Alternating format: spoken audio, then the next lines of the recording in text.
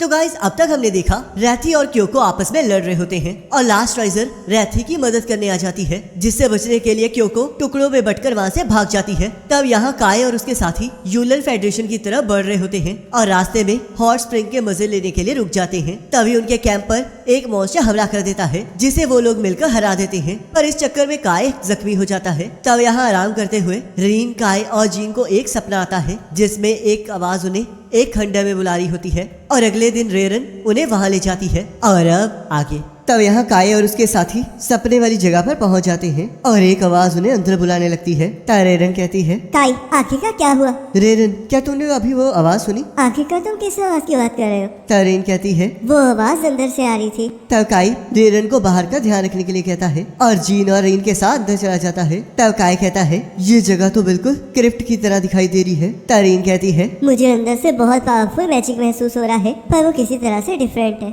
ये एक ऐसी पावर है जो कि मेरी पावर जैसी ही सिमिलर है। तब हम देखते हैं वो लोग एक स्टैचू के पास पहुंच जाते हैं और जीन कहती है, ये तो वही स्टोन स्टैचू है ना जिसके बारे में रेरन ने बताया था। क्या ये किसी तरह का कोई पुराना टेम्पल है? तब काय कहता है, मुझे ये तो नहीं पता, पर इस स्टैचू को देखकर ऐसा लग रहा है जैसे कि मैंने इससे पहले भी कहीं देखा है। तब उन्हें फिर से वो आवाज सुनाई देने लगती है और वो कहती है, तकदीर के प्यारे लोगों, यहाँ तक आने के लिए शुक्रिया। तब जीन कहती है, आखिरकार ये आवाज आ कहाँ से रही है? तब वो आवाज कहती है, देखो मैं तुम्हारे बिल्कुल सामने ही हूँ। तब काय कहता है, क्या ये स्टैचू हमसे बात कर रहा है? तब वो आवाज कहती है, तुमने सही कहा। और हाँ, मुझसे डरने की जरूरत नहीं है, क्योंकि जैसे कि तुम लोग देख ही सकते हो कि मैं कमजोर हूँ। तब जीन कहती है, आखिरकार तुम हो कौन? तब वो स्टैचू कहती है, मैं उस दुनिया की रहने वाली हूँ जहाँ पर 5 प्रजातियों की लड़ाई खत्म हो चुकी है और मैं इस दुनिया में उस पर्सन का इंतजार कर रही थी जो कि सेठ की जगह लेने के लिए क्वालिफाइड है। तब काय कहता है, क्या तुम सिड को जानती हो? सही कहा, मैं उसे तुमसे बेहतर जानती हूँ। आखिरकार तुम कहना क्या चाहती हो? जरा मुझे ध्यान से देखो, क्या तुम्हें कुछ याद नहीं आ रहा है? तब हम देखते हैं काय को पुरानी दुनिया की सेठ की तस्वीर याद आने लगती है। तब वो कहता है,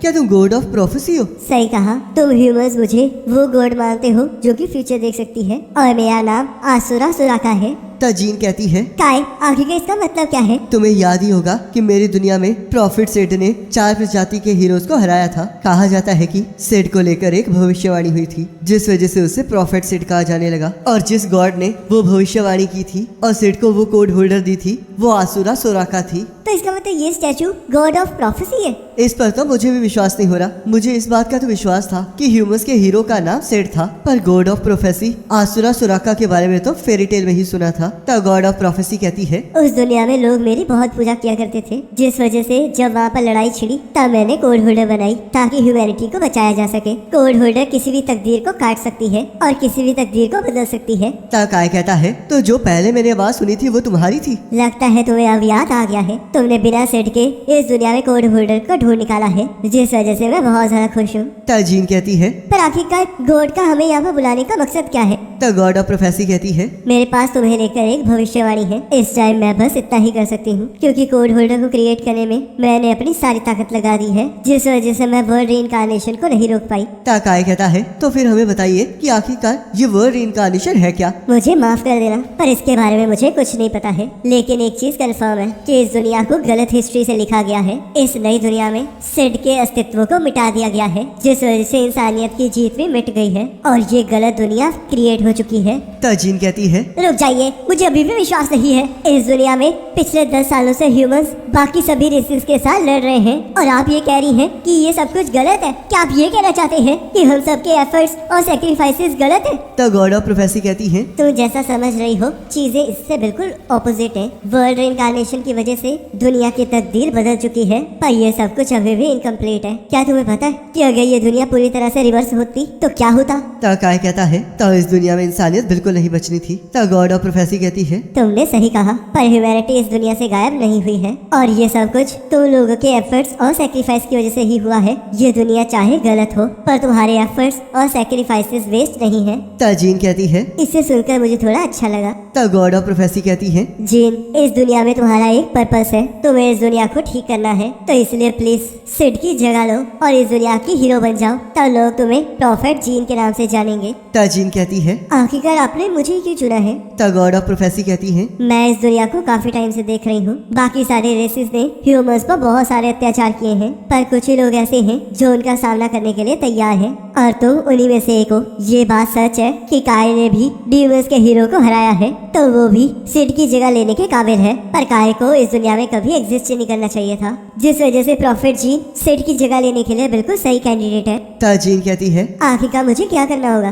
तब गॉड ऑफ प्रोफेसी कहती है, तुम अब तक जो करती आई हो तुम्हें बस वही करना है, और बाकी रेसिस के हीरो को हराने के बाद लास्ट राइजर को भी हराना है। जब तुम ये कर लोगी तो ये दुनिया बिल्कुल ठीक हो जाएगी। तब काय कहता है, क्या तुम जानती हो कि लास्ट राइजर है क्या? तब गॉड ऑफ प्रोफेसी कहती है, ऐसा मॉन्स्टर ओरिजिनल हिस्ट्री में कभी एग्जिस्ट ही नहीं किया, तो इसलिए मुझे इस बारे में कुछ नहीं पता है। तब जीन कहती है, तो फिर मेरे एक और सवाल का जवाब दीजिए, अगर हम 4 हीरोज और लास्ट राइजर को हरा देते हैं तो फिर इस दुनिया का क्या होगा? तब गॉड ऑफ प्रोफेसी कहती है, किसी को नहीं पता कि ये दुनिया दोबारा से कितनी लिखी गई है, तो इसलिए कोई भी ये नहीं बता सकता कि ये दुनिया दोबारा से ठीक हो जाएगी या फिर ऐसे ही कंटिन्यू होगी। तो इसलिए जब वक्त आएगा तो हमें सब कुछ पता लग जाएगा। इस टाइम हमें बस इंसानियत की जीत के बारे में सोचना चाहिए, तो इसलिए हेजिटेट बिल्कुल मत करना। और काई और रीन, मुझे तुम दोनों से भी बहुत उम्मीदें हैं, तो जाओ प्रॉफिट जीन, जाके ह्यूमैनिटी की एक न्यू हीरो बनो। तब वो लोग वापस जाने लगते हैं। तरीन को उदास देखकर काय उसे उसके बारे में पूछने लगता है। तरीन कहती है, मुझे समझ में नहीं आ रहा कि वो आवाज डेंजरस थी भी या नहीं। उस आवाज को सुनकर तो मुझे बहुत अच्छा लग रहा था, पर फिर भी किसी रीजन से मुझे वो पसंद नहीं आ रही थी। तब काय कहता है, चिंता मत करो रीन, अगर उसने सच में कोड होल्डर को बनाया है तो वो इंसानियत की दुश्मन नहीं हो सकती। और तब वो लोग बाहर पहुंच जाते हैं,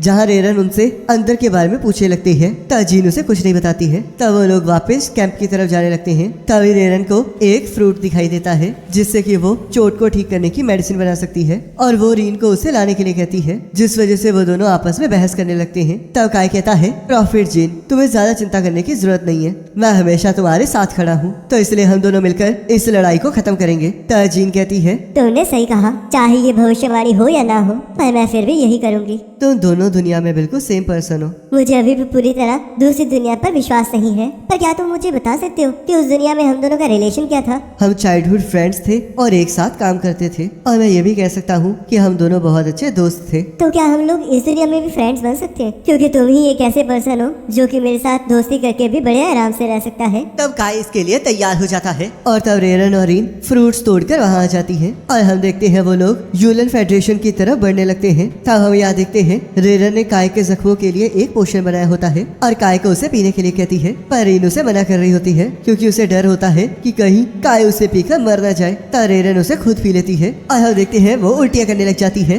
तब वो काय को भी उस पोशन को पीने के लिए कहती है, और हम देखते हैं काय उस पोशन को पीकर बिल्कुल ठीक होता है। तब जीन कहती है, हम बहुत जल्दी यूलन फेडरेशन के अंदर एंटर करने वाले हैं, तो इसलिए सारे व्हीकल्स हाई अलर्ट पर रहें। तब हम देखते हैं साकी आसपास नजर रखने लगती है, और हम देखते हैं उसे एक क्रिप्ट दिखाई देता है, जिस बारे में वो काय को बताती है, और वो सभी लोग वहाँ पर रुक जाते हैं। तब जीन कहती है, ये तो वही जगह है ना काय, जहाँ पर तुम्हारी दुनिया में 4 रेसिस को सील करके रखा गया था। तब काय कहता है, सही कहा, और अगर ये यूलन फेडरेशन के बॉर्डर के अंदर है तो इसका मतलब यहाँ पर स्पिरिट रेस को कैद करके रखा गया था। तारीन कहती है, हम लोग चारों तरफ से घिर चुके हैं। तब हम देखते हैं स्पिरिट रेस उन्हें चारों तरफ से घेर लेती है, और जीन के हुक्म पर सभी लोग फायरिंग स्टार्ट कर देते हैं। पर हम देखते हैं जीन की आर्मी स्पिरिट्स का ज्यादा कुछ बिगाड़ नहीं पा रही होती, जिस वजह से जीन उन सभी को गाड़ी के अंदर जाने के लिए कहती है। तब यहाँ फेरिन और काय अभी भी उनके साथ लड़ रहे होते हैं। तब काय कहता है, स्पिरिट्स की बॉडी की कोई फिक्स फॉर्म नहीं होती, तो अगर हमें इन्हें हराना है तो हमें इन्हें जलाना होगा, पर आखिरकार हम लोग यहाँ पर करेंगे कैसे? तभी हम देखते हैं यूलन फेडरेशन वहाँ जाती है और उन स्पिरिट्स को पूरी तरह से जला देती है। तभी हम देखते हैं कुछ स्पिरिट्स इकट्ठी होकर बहुत बड़ी बन जाती हैं, पर यूलन फेडरेशन का लीडर बालमंक उस पर हमला करके उसे तबाह कर देता है। तब बालमंक कहता है, तो कैसी हो फेरिन, तुमसे मिले हुए तो काफी टाइम हो चुका है, और हाँ, आज सबका यहाँ पर आने के लिए शुक्रिया। ताजीन कहती है, थैंक यू तो हमें आपका करना चाहिए, क्योंकि आपने हमें खतरे से बचाया है। वैसे मानना पड़ेगा, इस सिचुएशन में स्पिरिट्स के साथ लड़ना बहुत ज्यादा काबिलियत तारीफ है। तब फेरिन जीन को वहाँ से चलने के लिए कहती है। तब बालमंक कहता है, रुक जाओ फेरिन, मैंने अभी भी बात खत्म नहीं की है। तब फेरिन कहती है, तुम तो हमेशा ऐसे ही बकवास करते रहोगे। जिसे सुनकर यूलिन फेडरेशन के लोग हंसने लगते हैं, और बालमंक सभी को वापस चलने के लिए कहता है। तारीन कहती है, काई, वो लोग अभी भी करीब हैं। और तब हम देखते हैं स्पिरिट रेस उनके आसपास एक दीवार बना देती है तब सभी लोग उस दीवार को तोड़ने के लिए उस पर हमला कर देते हैं, पर उनके हमलों का कोई असर नहीं होता। तब एरन कहती है, ये तो सच में बहुत ज्यादा मुश्किल वाली बात है। मुझे नहीं लगा था कि स्पिरिट रेस का मैजिक ये सब कुछ भी कर सकता है। तभी काई को एक आइडिया आता है और तब वो उन सभी को तैयार रहने के लिए कहता है। तब हम देखते हैं काई अपनी बुलेट से उस दीवार में एक छेद कर देता है, जिस वजह से सभी लोग सही टाइम से बाहर निकल जाते हैं। तब बालमंग कहता है, मानना पड़ेगा जीन, आपके साथी तो सच में कमाल के हैं। तब जीन कहती है, ये मेरा साथी नहीं बल्कि दोस्त है, पर हमें इस टाइम स्ट्रेटेजी मीटिंग रखनी चाहिए। वो तो हम रखेंगे ही, पर उससे पहले हमें कहीं जाना है। तब वो लोग एक जगह पहुंच जाते हैं जहां बालमंग कहता है, हम लोग यहाँ पर इस लेक को इन्वेस्टिगेट करने आए हैं। ये जगह ग्रैंड आर्क प्लेन्स है और नक्शे के अकॉर्डिंग तो यहाँ पर कोई लेक होनी ही नहीं चाहिए। तारीन कहती है, ये कोई लेक नहीं है, ये स्पिरिट रेस है। तभी हम देखते हैं वो लेक स्पिरिट्स की हीरो रिक्यूगन क्योको में कन्वर्ट हो जाती है और बालमंग कहता है, किसने सोचा था कि तो यहाँ छुपी हुई होगी। तब क्योको कहती है, इंसान सच में बहुत तंग करते हैं। और इसी के साथ एपिसोड खत्म हो जाता है। और नेक्स्ट एपिसोड का लिंक आपकी स्क्रीन पर आ रहा होगा, उस पर क्लिक करके अगले एपिसोड को देख सकते हो।